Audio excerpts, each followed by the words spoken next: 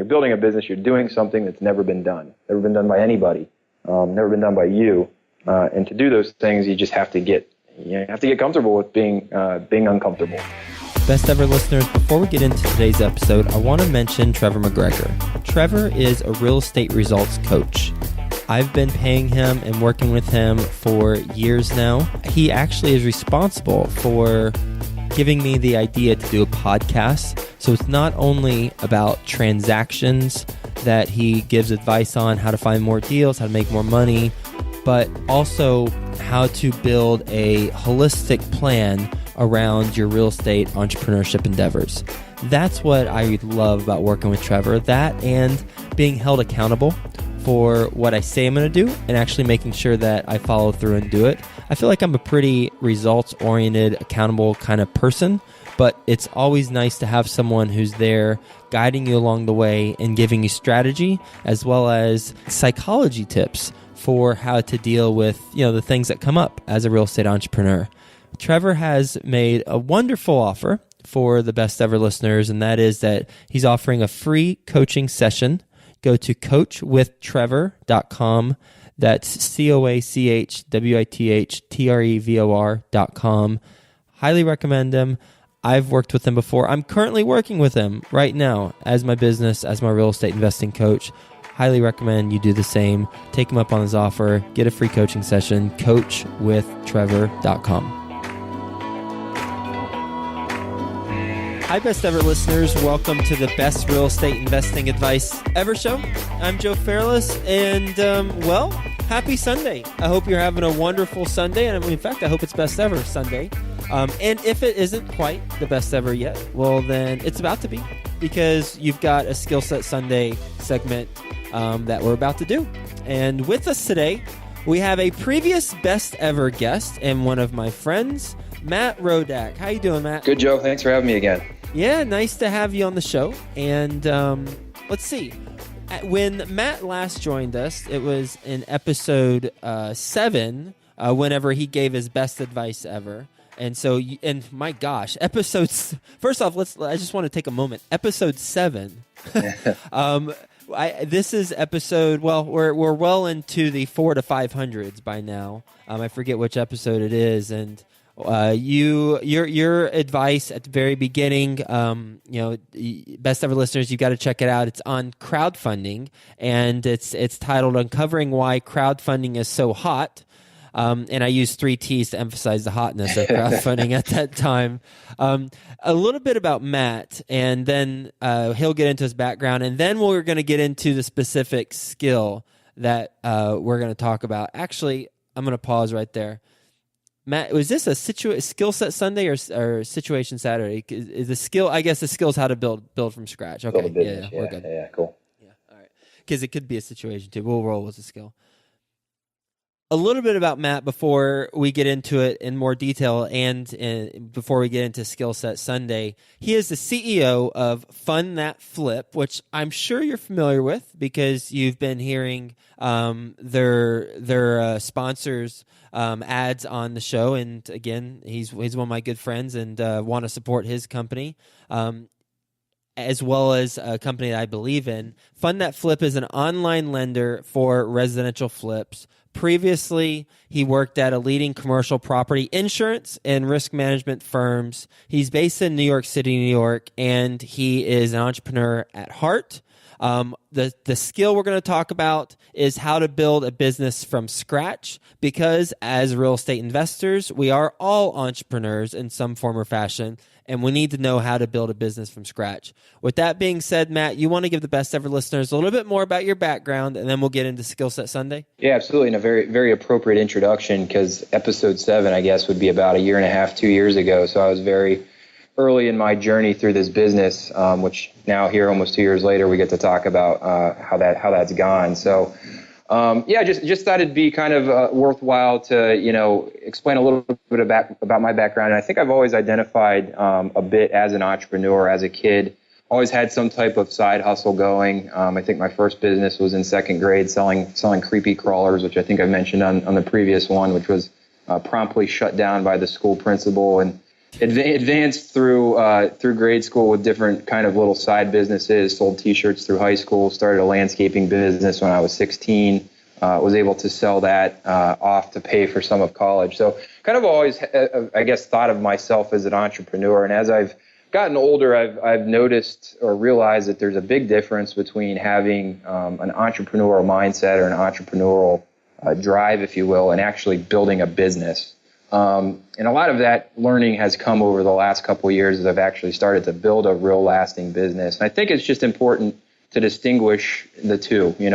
Some people, will argue, are entrepreneurs born or are they trained? And I think really it doesn't matter. I think entrepreneurs may have a slight advantage if you are born with that gene of building a business, but I do believe really anybody can build a business if they follow some really simple principles, which I hope to lay some of those out that I've learned over the past couple of years. So with that, just a little bit more about the current journey that I'm on. I came up with the idea for Fund That Flip in November of 2012, so more than 3 years ago. And now we're at a point where we're receiving more than tens of millions of dollars worth of funding requests each week, each month. We have a functional technology product that works to really make the experience good for our borrowers. We have 4 full-time employees. We're hiring more people as we speak. We've raised multiple rounds of venture capital, and all of that. It feels like it's happened fast, but also I have to remind myself every once in a while that we didn't get here overnight. It's been a long journey, and some things that I've learned throughout that journey I'd more or less like to share with you all today.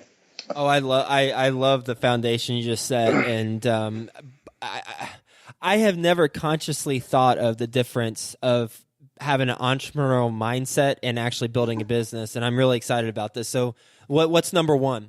Yeah, so the first thing I think, and you hear this a lot, is you got to start with some what I call deep and lasting passion. And the reason I say deep and lasting is that in my mind, it has to be something more than, I really love real estate or I really love, X industry. It has to be something that's greater and almost more altruistic. For me, what it was is, I really boiled this down in my mind. And for me, it's really about creating something, creating functional teams, creating repeatable systems, creating new technologies. And I find that this idea of creating things allows me to exercise my problem-solving skills that I really enjoy exercising, but it also, I have these achievement needs, right? So it also allows me to see meaningful and achieve results that allow me to kind of get through the day. So I think when you're thinking about starting a business and why you're starting that business, it'll do you well to really do some soul searching. And I think it's important that you certainly pick a business that you like and you're interested in, but I think you'll do yourself some favors by actually figuring out what your true passions are that will support those likes or interests. And the reason I say that is, building a business is the hardest thing I've ever done and will be the hardest thing any of our listeners do today. And liking real estate or liking X will not be really enough to get you through that. You can't really like an inanimate thing like a house. And when you're doing things that you don't like to do, or you're going through a struggle in your business, which you will inevitably have, it's good to have that point of something that is bigger than what you're working on that says, hey, you're not doing this because, for me, it's a real estate business. You're doing this because you're creating something that didn't exist before. And that thing that is really deep and is really lasting has really been kind of the fuel for me that's allowed me to get through some of the tougher times of the business. Whereas if I started this thing just because I liked real estate, I think we'd probably already be onto something else. So I think it's very important that you find your deep and lasting passion. And kind of a tip that I've learned that helped me get to this is find someone that you trust, find someone that's a really good listener, and talk to them about your business and why you want to start it. And before you start the conversation with this person, ask them to just continue to ask you why, right? So why do you want to start your business? And if you give answers like, well, I really like real estate, the follow-up question by them will be like, well, why do you like real estate? And you're going to keep digging down deeper into something that is much greater than real estate. Maybe you like helping people. Maybe you like dealing with people. Maybe you like the creative aspect of taking a house that's ugly and fixing it up. And whatever it is that you land on is going to be so much more powerful than I like real estate. So I think it's very important before you get started to really figure out what it is that makes you tick, write that down, and keep it handy, and go back to it really any time that you find yourself in a moment of, man, why am I doing this? And you'll get back to that moment, and it'll really help you, power through whatever challenge you're currently stuck on. Did you go through that exercise before you created Fund That Flip, or did you kind of learn that after the fact? And fortunately, Fund That Flip allows you to do some of the things that you enjoy doing. Yeah, it's a really good question. I probably went through this exercise at some point that was at my first kind of come to Jesus moment, if you will, where you're really struggling, and it had a lot to do with the time I first went out to raise money, and I had a very hard time raising money because I couldn't answer that question that a lot of investors would ask, why are you doing this? And it was just a very superficial answer that I was giving them, and it caused me to kind of, I think, look inside and say, Matt, why are you doing this? And sit down and kind of rethink something that was bigger and something that was greater and something that really even goes to building your team and recruiting, smart people to help you grow your business. It has to be something that is a common denominator that a lot of different types of people can get behind. And I think I would have saved myself probably a lot of stress and strife and headache by doing this from day one. But yeah, it was something that I kind of caught myself on almost midway through the business building journey that I was on. What's number 2? So the second piece is surrounding yourself with a solid team. Starting a business is incredibly hard. When I started the company, I was a solo founder. It's an incredibly lonely place to be. No one really will ever understand the sacrifice and the difficult decisions that you have to make. Your spouse won't understand it. Your family won't. Certainly your friends won't. And you need to find, good people as early as you can to go to battle with. And it'll really help you feel like, someone else is in this thing along with you. And fortunately, I was able to, again, kind of midway through journey, bring some good people on. And I learned some things going through that process too. I think the first thing that it can be a mistake for people is they find people that are a lot like them, people that are, their friends and think the way that they think and, talk the way that they talk and have similar backgrounds. I think that's a mistake. You want to find people that complement you, that think differently, that have a different background. Really the goal is to find someone that ultimately will disagree with you on important decisions and challenge you and augment your weaknesses.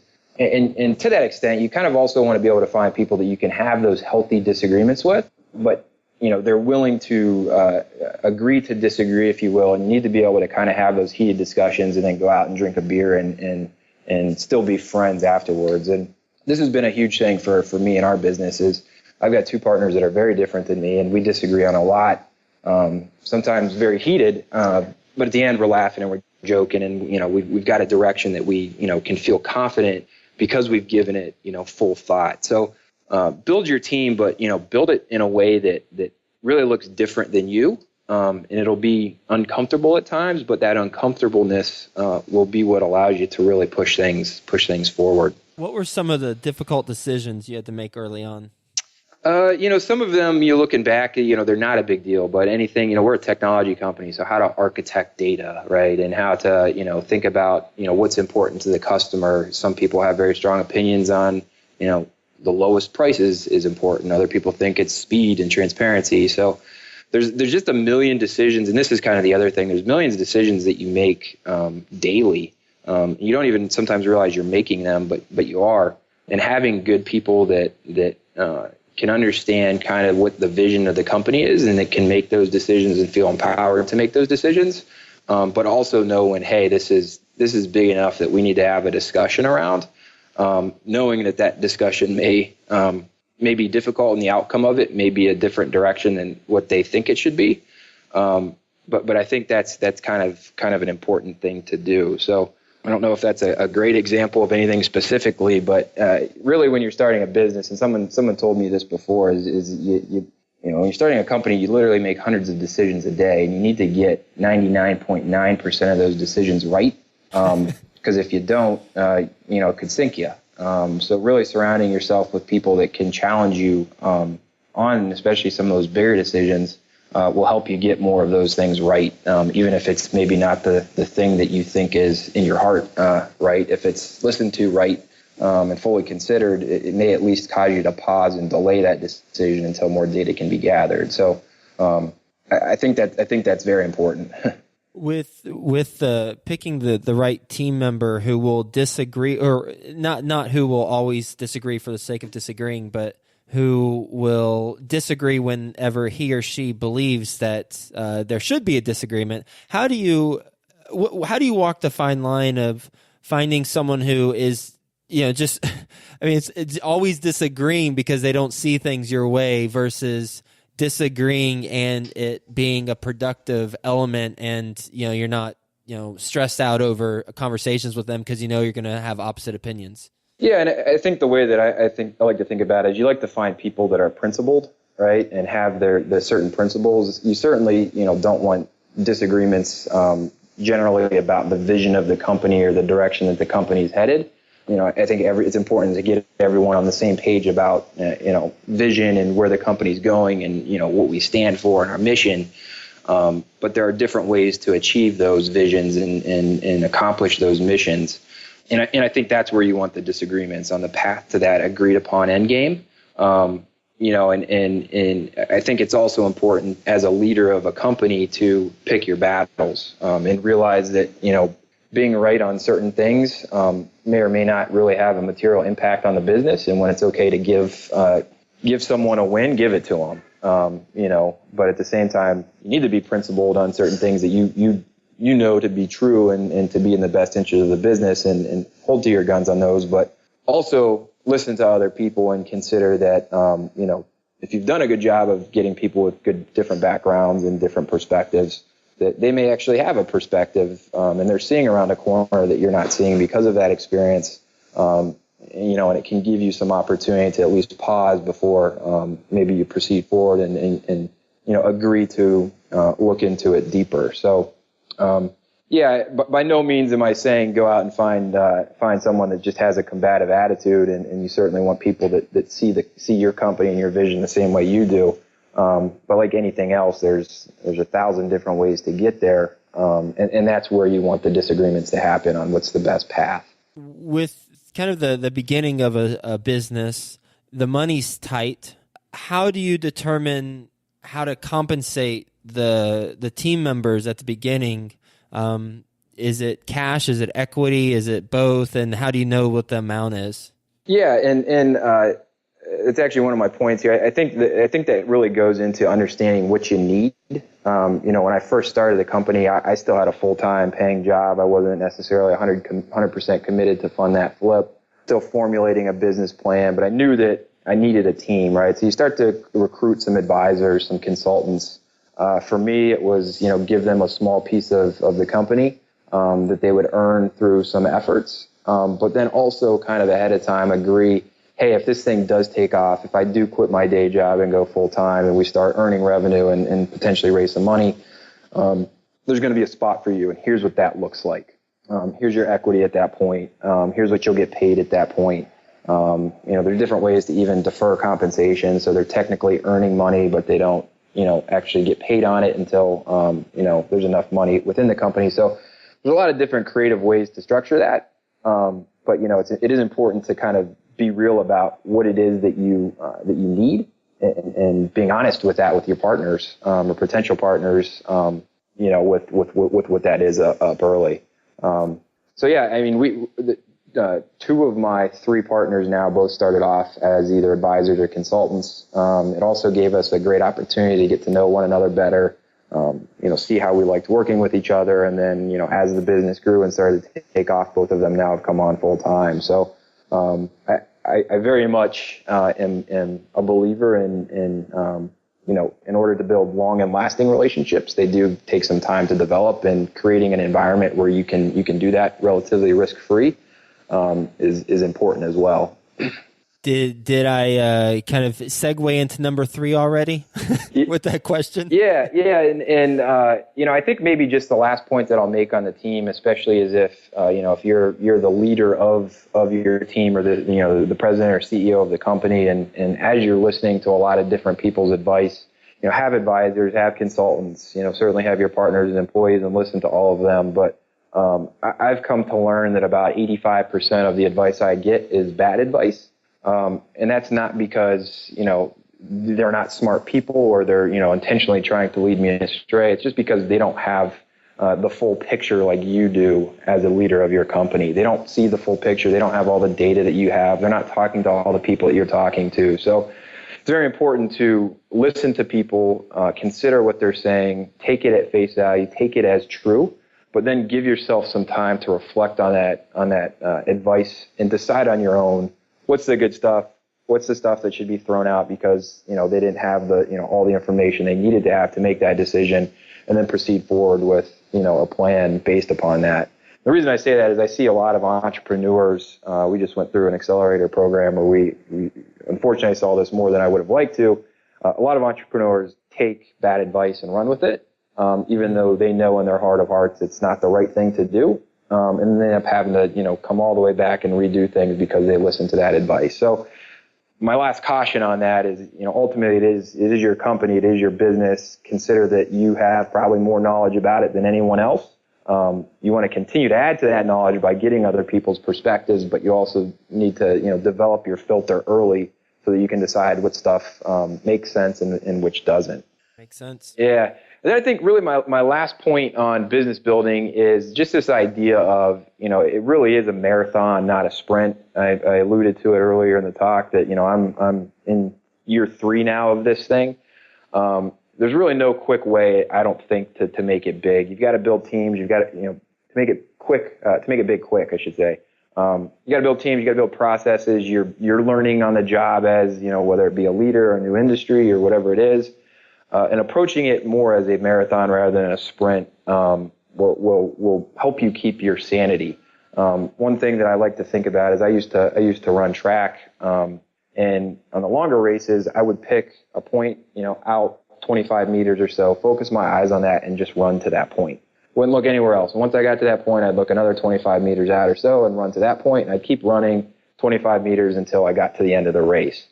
And in a lot of ways, building a business is the same. Pick your endpoint, understand how long the race is going to be, but set yourself short milestones that you can hit in the next week or the next month, and only sprint towards those things. Do the 2 or 3 things that is gonna have the highest likelihood of really moving your business forward. Especially as you're getting started, you're a one-man or a one-woman team.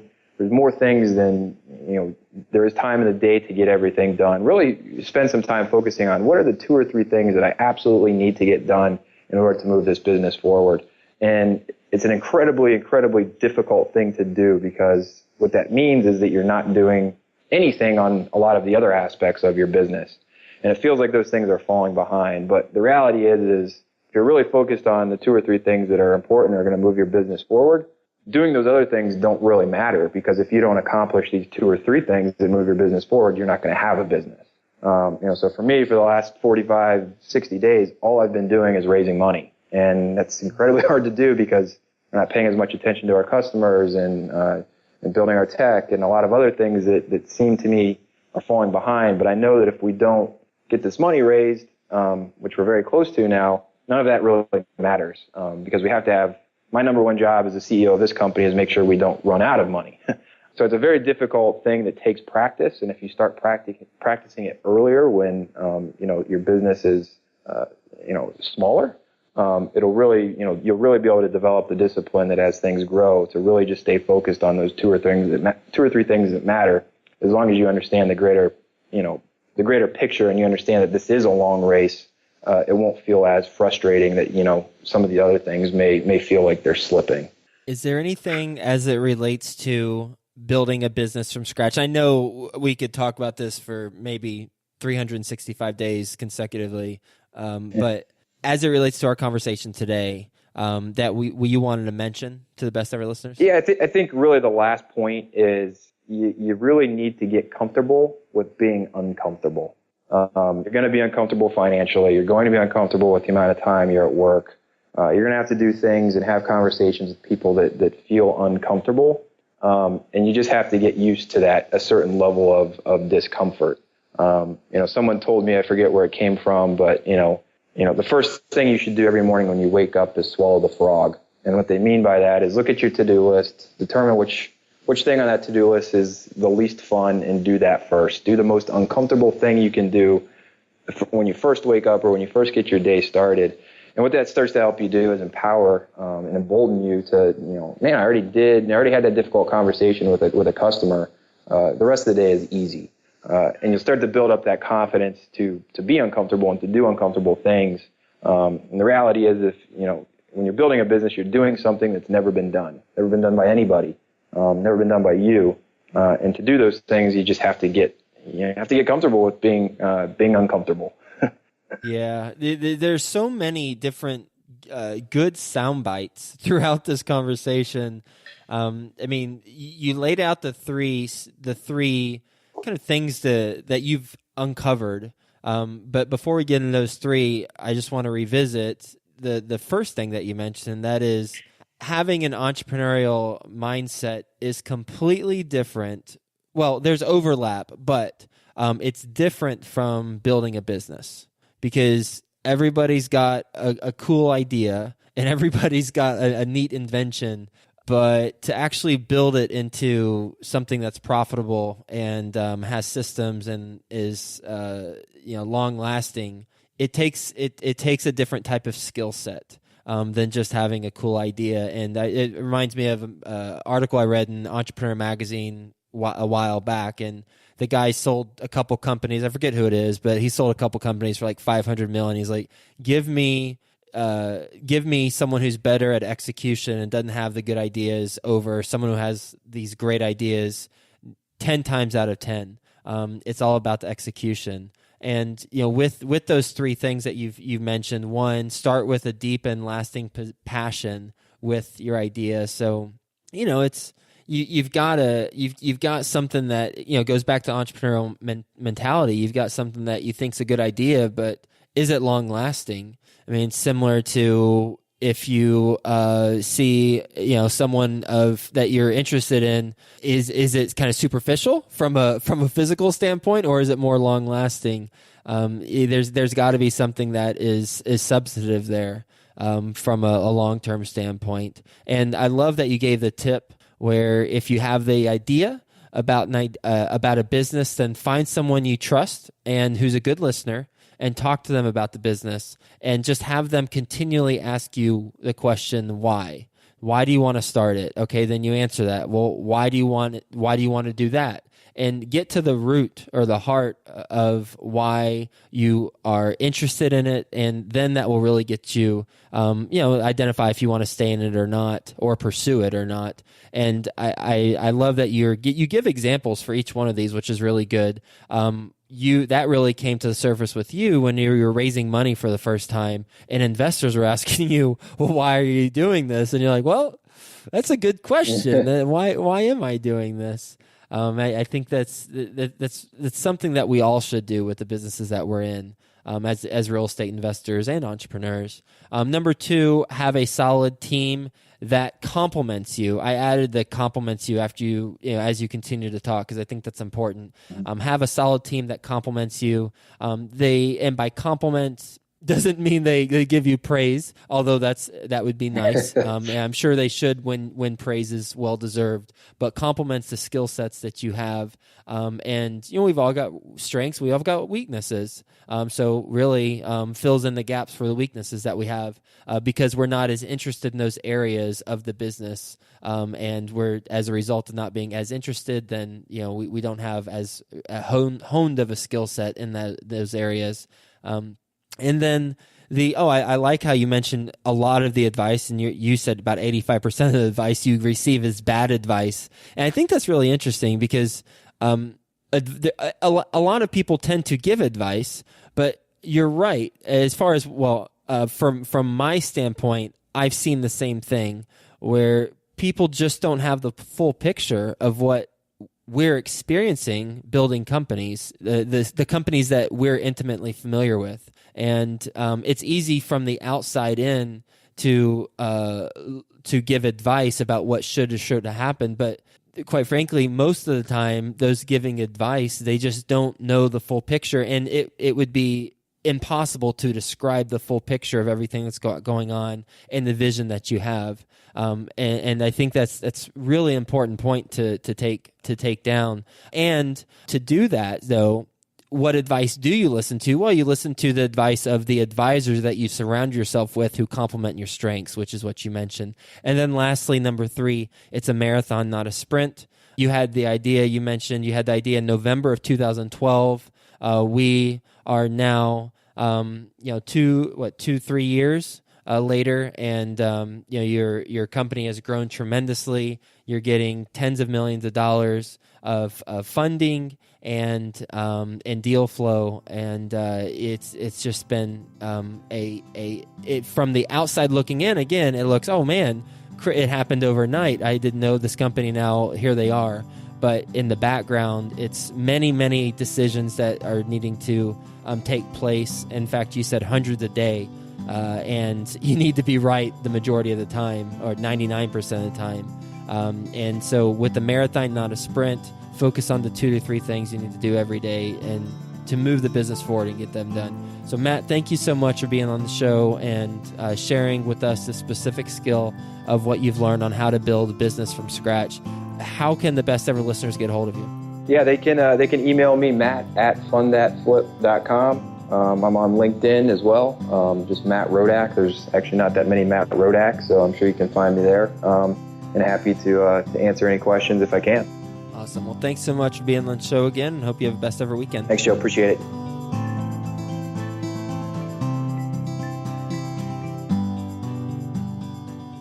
Did you achieve all your real estate goals in 2015? Well, if you did, congratulations. Fist bump to you. If you didn't, then go to coachwithtrevor.com.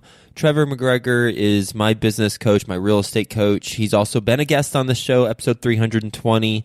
He is offering a free coaching session for the best ever listeners. Just go to coachwithtrevor.com and it'll help you to achieve your real estate goals in 2016. Do you want to make your investment analysis a breeze while making it look like you spent all week working on it? Then go to getrefm.com/valuate. That's getrefm.com/valuate. This is Bruce Kirsch's company. He's the best ever guest from episode 128. The episode's titled Crash Course on Financial Modeling for Real Estate Investing. Go to his company's website. Get the software. You can try it out for free. It's a no-brainer. Getrefm.com/valuate.